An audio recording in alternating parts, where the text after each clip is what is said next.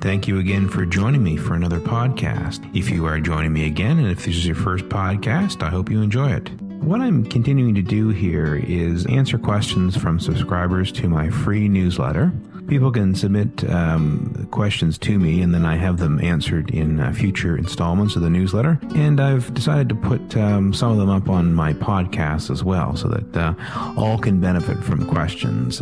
As I always point out, although a question that I read may not be specifically a question that's on your mind at the present time, probably either the theme of the question or the process of going through the question collaboratively will be of benefit to you. Particularly when we're looking at questions, I most of the time am looking at analyzing the thinking for cognitive distortions and then replacing the thoughts with alternative thoughts that are more positive and more realistic. And the process is called cognitive behavioral therapy.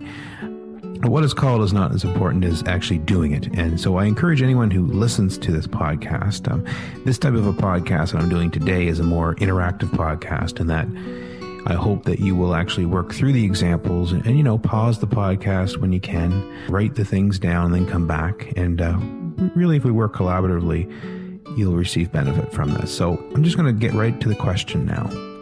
How do I cope with a panic attack? How do I stay in the bus, etc., without jumping off and walking home? How do I calm myself down? Okay, so that's the question. So my response to that is, first of all, thank you to the person that asked this question. But I want to actually give this person a name. I'm obviously not going to use the person's real name, even if I did know it.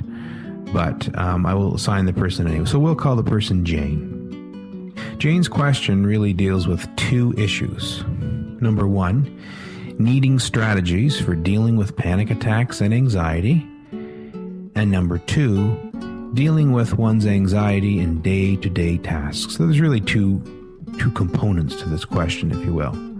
With the above statement that Jane has made, I would suggest that the thoughts in the background are not that clear. So we have to look a little further before actually doing an analysis with cognitive behavioral therapy. From now on, I'll call cognitive behavioral therapy, whenever I refer to it, as CBT. This is often the case that you have to dig a little deeper before you're actually able to do CBT. So to do so, one should first ask the question, what could be the thoughts in the background? So you're not saying these are necessarily thoughts, but just to start the process, you just ask yourself a simple question. And usually some answers will flow from even making that question. If Jane is concerned about needing strategies for anxiety, this is pretty clear. And I have great news in this regard, because there are many things that Jane can do to calm herself down. Now, in this case, further analysis for distortions on this point is really unnecessary, because there isn't really a distortion present.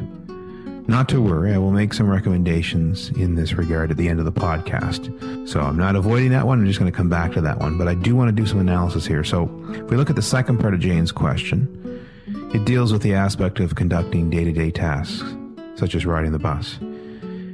Question for you is, do you think there might be cognitive distortions lurking in the background of this one? What do you think? There certainly is an overall thought, I would say, lurking in the background that Jane possesses, which is, I cannot take the bus home because I get too anxious. So we can work with this. Now, before continuing, I would recommend that you go to my website at panicattackrecovery.com and get access of the list of cognitive distortions.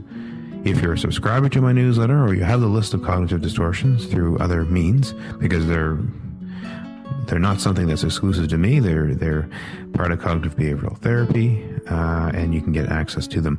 But you can go to my website and get access to them, so I would encourage you to stop and get them so that you can actually look at the list of distortions and then decide what's possibly present. So I'll just make a very small pause here.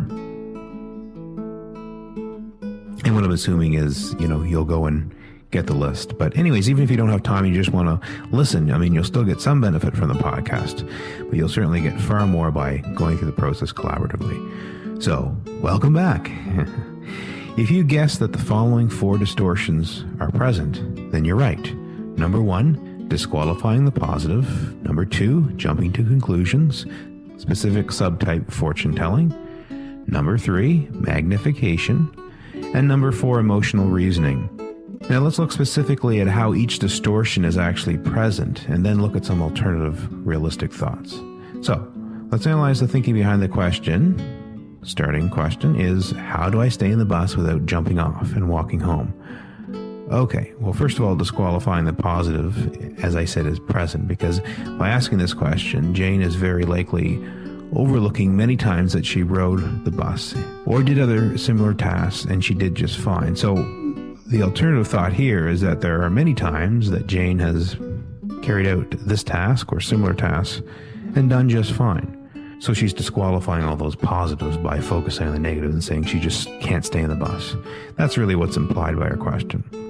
Jumping to conclusions, as I said, fortune telling is present, and what to do about that? Well, again, Jane is predicting in advance that she will not be able to ride the bus or do other similar things.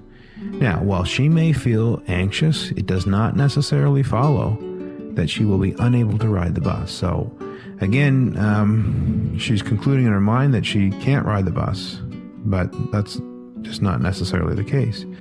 Now, I mentioned magnification was the 3rd cognitive distortion present, and this distortion refers to the tendency to exaggerate the seriousness of something. In this case, while Jane is on the bus and stays in the bus, she may feel anxious. And again, while she might feel some anxiety, she will not die of her panic and anxiety. Number 4, emotional reasoning is present. While again, Jane may certainly feel anxious when she rides the bus, keyword being feels, that's the keyword, because it shows us that emotional reasoning. Anytime you say, I feel this way, typically, if it's related to panic and anxiety, often will be the case as there's emotional reasoning going on. Because emotional reasoning is defined as concluding that things are a certain way because you feel they're a certain way, or you feel a certain way, therefore things must be bad. So, again, while Jane may feel anxious while she's riding the bus, just because she feels anxious does not mean anything really bad will happen. I've sort of explained why the distortions were present and sort of given you some alternative ways of looking at it. But let's really generate some alternatives now. So I'm going to read through some alternative ways that Jane can process this. And this is very beneficial to go through this process, even, again, if you don't have these particular thoughts at this time. Just because Jane feels that she cannot ride the bus does not make it so. While she may feel anxious on the bus, nothing really bad will happen. Jane cannot know for certain that she will absolutely have a panic attack on the bus.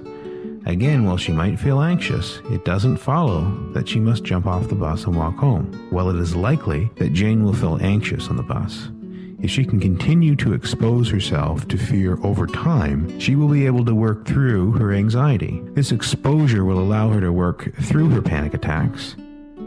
Also, Jane can continue to learn many strategies that can help her cope with panic attacks.